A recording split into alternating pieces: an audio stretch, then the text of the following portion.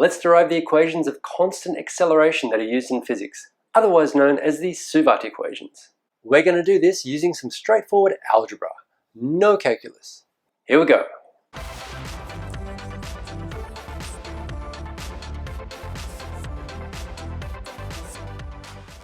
So let's set the scene here. Here we're going to have a number line and we're going to say we can have a particle or a mass that can move along it. And the positive direction is to the right and the negative direction is to the left. Okay, and we have some variables we've got to deal with. And there are 5 variables, S, U, V, A, and T. This is why the equations we're going to derive are sometimes called the suvat equations. Let's define these 5 variables first. S is the displacement. And what we're going to have is an initial position and a final position. Let's say our initial position in this situation is going to be here. We'll call that SI. Okay, so we're not going to use X, we're not going to use Y, because in 2 dimensions you can use X and Y, but in 1 dimension we generally just use S. It's becoming more and more common. This is our initial position, and our final position is going to be over here, let's say. It could be the other way around. I'm just doing something arbitrary here. So when we say the displacement, what we actually mean is the change in displacement. All right, quite often we put a little delta here, okay, meaning it's the change, okay, the change in position. But that delta is becoming more and more rarer to see, I guess I could say. It looks a bit scary, especially if you're just doing these equations for the first time. So we're going to leave S. It's actually the change in position, okay, the displacement, okay, which is always the final position minus the initial position.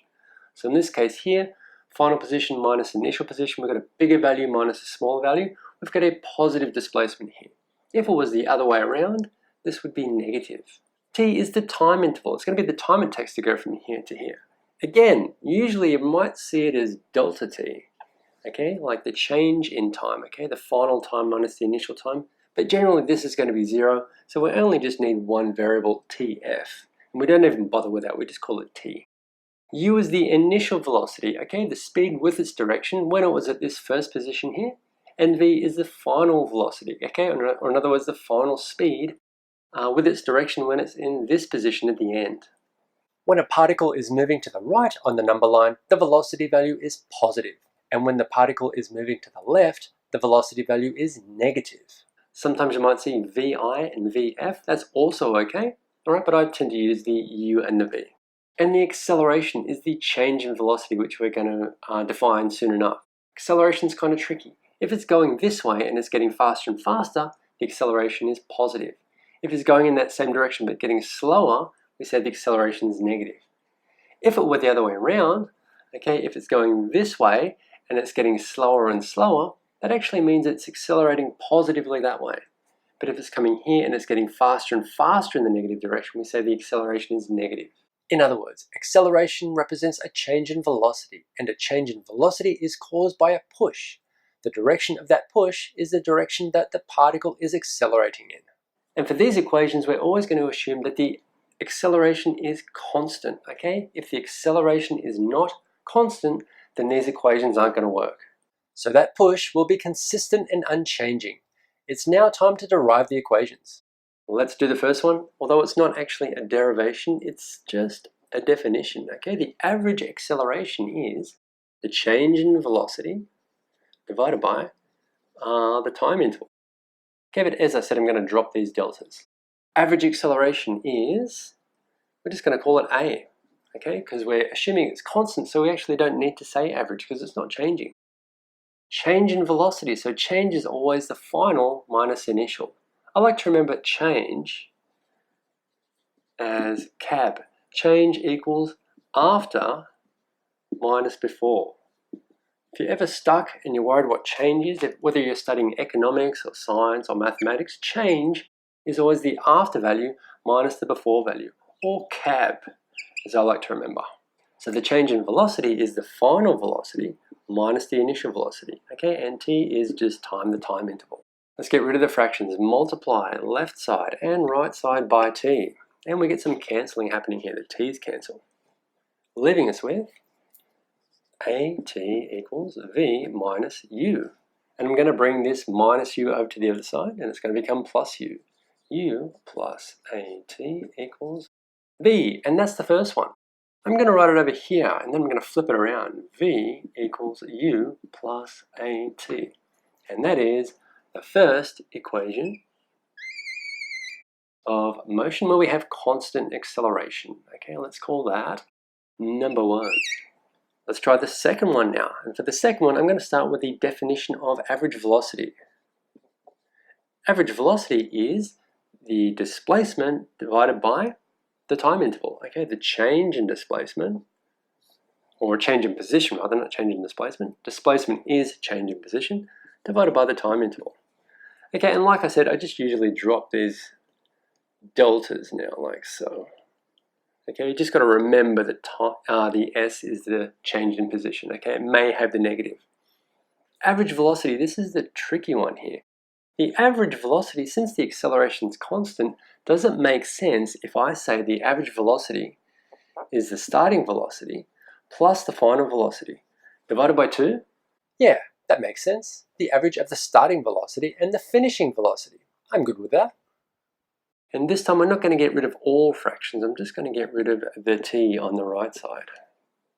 Cancelling those out. T's cancel. And we're left with u plus v over 2. We'll put brackets around that, times t equals s. That's the second one. Let's write it over there. Displacement equals u plus v over 2, the average velocity, times time. Okay, and let's put that in a little box there. That's the second one. And it's not really that unfamiliar, this one. This is just displacement equals average velocity times time. Displacement equals average velocity times time, or in other words, v equals, right? The old speed equals distance over time. Not that unfamiliar, just rearranged a bit. I'm going to start with the first one this time and rearrange it so that t is isolated, okay? So that t is the subject of this equation. Let's move the u to the other side. V minus u equals at, and I want t alone. Let's divide both sides by a. Alright, so we get some cancelling happening here, and we get t equals v minus u over a. T equals v minus u over a. And I'm going to take this expression here for t and put it into the second one. Okay, so just follow closely here. S equals u plus v over 2 in brackets times t. Let's bring this up. V minus u over a. And we're going to multiply these two things together. S equals, let's just put this as one fraction. I might write, instead of u plus v, I'm going to write v plus u. The reason will present itself in a second. And then v minus u. And on the bottom we've got 2 times a, 2a. S equals, and what you notice now, we've got like a plus b times a minus b. The difference of 2 squares identity. So this can become b squared minus u squared over 2a. Let's get rid of the fractions. Multiply both sides by 2a. 2a. And the 2a's cancel out on the right side, leaving us with 2as equals v squared minus u squared. And now I'm going to bring this u squared over this side. U squared plus 2as equals v squared. And that is the third one. Let's write it over here. V squared equals u squared plus 2as. There we have number 3. And to get the fourth one, I'm going to start with the second one again. Okay, and this time I'm going to get rid of the fractions. Properly this time, multiply both sides by 2. Okay, so these 2's will cancel out, leaving us with 2s equals u plus v times t. Let's get rid of those brackets. 2s equals ut plus vt. Now what I'm going to do is I'm going to take the first one, the expression for v, the final velocity, and substitute it into here. Watch this. 2s equals ut plus u plus at times t. Okay, so I've replaced that with that, which is all this stuff. Now let's get rid of the brackets again. 2s equals ut plus at squared. Okay, so u times t is ut at times t is at squared. We can collect the like terms on this side. We've got ut plus ut, which is 2ut plus at squared. And generally from here, we divide everything by 2, so we just get a simple expression for displacement. Well, it's not that simple, but it's an expression. These 2's cancel out, these 2's cancel out, but the 2 does not cancel out over there, and we are left with displacement equals ut plus, and the 2 on the bottom becomes a half at the front, at squared. And that is the fourth one. Let's write it over here. S equals ut plus a half at squared. Number 4. And those are the 4 equations of constant acceleration, or otherwise known as the suvat equations.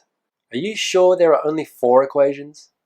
So hopefully you notice that each of these has one of these variables missing. The first one, you might notice, it doesn't have the displacement. There's no s. The second one does not have the acceleration. It doesn't have the a value. The third one doesn't have time. There's no time interval variable there. And the fourth one, hopefully you notice, there's no v. There's no final velocity variable in that equation. Wait a second, wouldn't that mean there could be a fifth one with no u? That's what I've been hinting at. The answer to that is, yes, there is one, but for some reason we never see it in textbooks. Here's a little task for you. Can you derive the fifth one? The mystery one here. And I'll give you a little bit of a hint. It looks kind of like that one. It's got a bit of a similarity with number 4 here. So there are the 4 suvat equations, the equations of constant acceleration. Were you able to figure out this mysterious fifth one? If so, put it in the comment section.